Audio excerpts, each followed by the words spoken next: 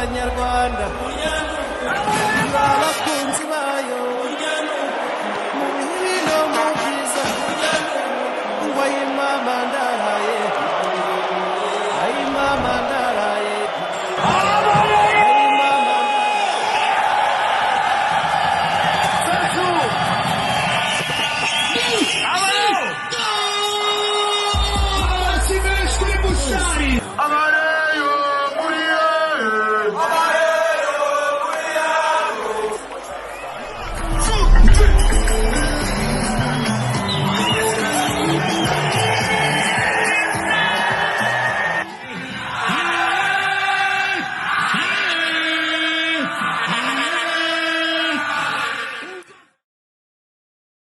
Bakunzi b'Ingenzi TV muri kumwe nanjye Spridio Habimana ndabasuhuje cyane. Turi mu mupira w'amaguru aho bivuga ko Kalisa Adolphe yagize mudaheranwa Yusufu ikiraro kibangamira ikipe ya Rayon Sport.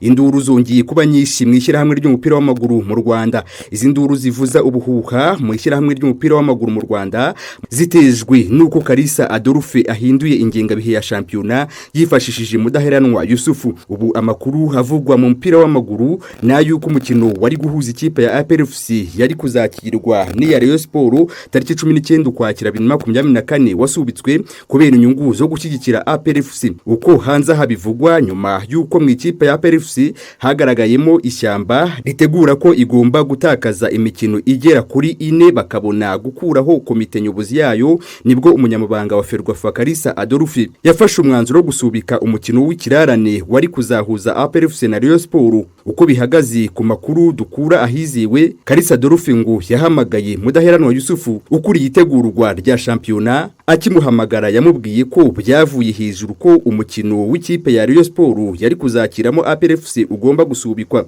Iyi ni Ingenzi TV. Uko twakomeje kubitangarizwa ngo mudaheranwa Yusufu yabanje kwanga, yemeza ko icyo kirarane kigomba gukinwa. Kalisa yikojeje hirya gato akora kuri telefone aza ahereza mudaheranwa, nawe avugana n'uwo muntu. Mudaheranwa ntazi n'uwo bavuganye, ariko ababikurikiranye badutangarije ko uwo wamuhaye ubutumwa ari Munyantwari Alphonse, perezida wa Ferwafa. Ibi nta gitangaza kibirimo kuko Kalisa uko yagabiwe Ferwafa birazwi n'amakosa amaze gukoramo arazwi. Muri 2017 igihe ikipe ya APR FC yasezereraga Rwatubyaye Abdul ku ngoma ya Kalisa, nabwo havutse impaka ndende.